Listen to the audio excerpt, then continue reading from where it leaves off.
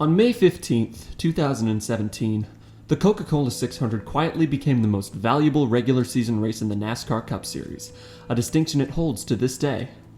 By dividing the race into 4 stages rather than the regular 3, the maximum amount of points a driver can earn at the 600 is 10 points more than any other race on the schedule. This change had its fair share of critics, but they mostly lamented how this would impact the 600's reputation as a marathon race rather than its extra points. This change broke a 42-year streak of all races being worth the same amount of points in the Cup Series. Let's rewind the clock back to 1974, the year before the Latford point system was introduced, and the last time races had uneven points payouts.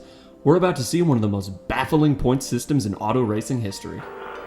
And the checkered flag is out. Here comes Richard Petty. Richard Petty has won the Daytona 500 for 1974. On February 17th, Richard Petty won his 5th Daytona 500, extending an untouchable record. He has already won the 1974 Winston Cup Championship.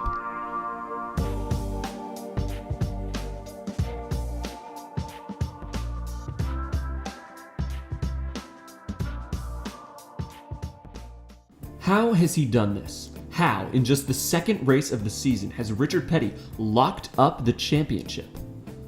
Well, NASCAR has a new point system for 1974. The previous system placed a heavy emphasis on simply finishing the race, with additional points awarded for laps completed. The system drew criticism after Benny Parsons won the 1973 title with just one race win, and NASCAR changed their point system for 1974 to emphasize winning races. Hey, that sounds familiar. Here's what NASCAR's points formula looks like for the 1974 season. Prize money earned over the course of the season multiplied by the amount of races started and then divided by 1,000. So, let's say you ran 3 cup races and earned $6,000 over those 3 races, your final points total would be 18.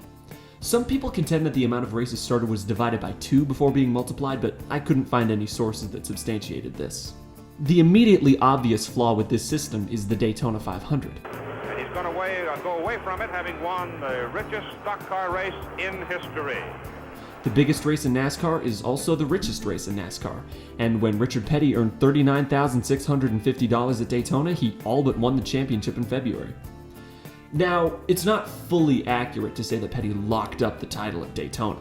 He had to start all the races that season to earn the absurd points multiplier that really breaks this system. At first glance, Greg Fielden's interpretation of this multiplier, in which he describes Petty and runner-up Cale Yarborough as having their Daytona points added to their total after each race, is so bonkers that one would assume he simply gave up on trying to understand it. But the more I looked into it, the more it slowly dawned on me that he was essentially completely correct. The comparatively gargantuan Daytona points haul, combined with the multiplier, pretty much guaranteed that if the 500 winner was a full-time driver, they would take home the championship. Luckily for the sanctity of NASCAR, Richard Petty happens to be one of the greatest drivers of all time. And Richard Petty will chalk up his 169th career win.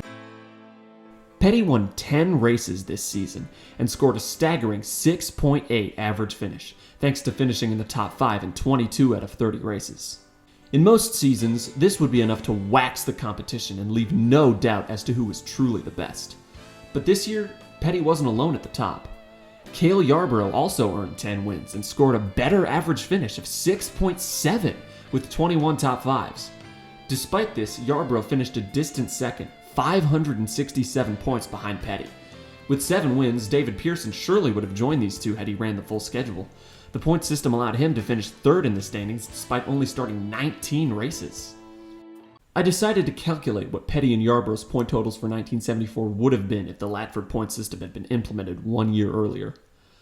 Allow me now to illustrate how the fight for the 1974 NASCAR Winston Cup Championship would have looked under the Latford system. They would open the season trading wins, with neither driver missing the top 3 in the first 4 races. Petty's crash at Bristol gave Yarborough an opening, and he would run away with the points lead. Through the summer, neither driver could separate himself from the other. Petty had an engine failure at Riverside, and fate would answer with engine issues for Yarborough the next race in Michigan. Petty crashed at Nashville. Yarborough finished 20 laps down in Atlanta. Petty would slowly begin to reel in Yarborough as the summer turned to the fall. Entering the Southern 500, he would be behind by just 13 points, All he has to do is keep the pressure up and not make a mistake. Sportsman action is out in front of this. Oh, and Richard Petty, one of the top drivers, is into the rail. Apparently he was squeezed up, and his STP Dodge comes down. It looks like he cannot steer. So now the big problem on Petty's mind is, can he get to the pits, and can his crew fix the car and get him back in the competition? It's wide open for Cale once again. He would have a 135-point lead at this stage. It's now his turn to not make a mistake. But fate's game would continue and would return the favor once again at Richmond. Cale crashed and finished 21st after leading 98 laps. The lead would be down to 55 points with 6 races left to run. Cale would need everything to go in his favor from here on out.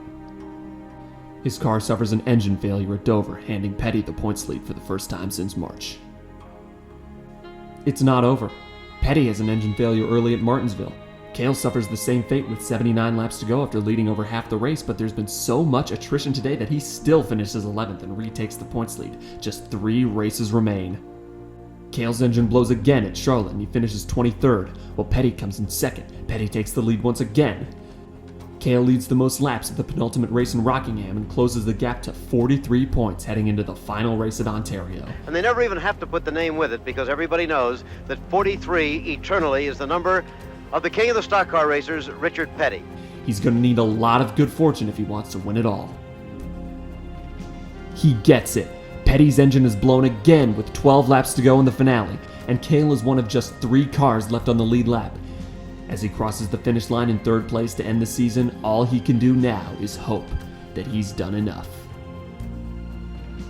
Cale Yarborough ends the season with 4,745 points. Richard Petty ends with 4,746. 1 point. The gap between these two would have been 1 point. If Bill France Jr. had sat down with his friend Bob Latford 1 year earlier, we could have seen one of the greatest title fights in the history of NASCAR.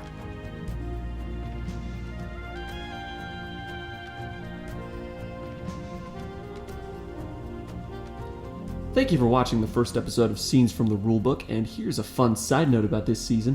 The 1974 Daytona 500 was only 450 miles, as it and the first 15 races of the year were shortened by 10% due to a massive energy crisis after OPEC, that's the Organization of Petroleum Exporting Countries, placed an embargo on many Western nations. Cale is out in front, smiling and running like he's got a trunk full of booze.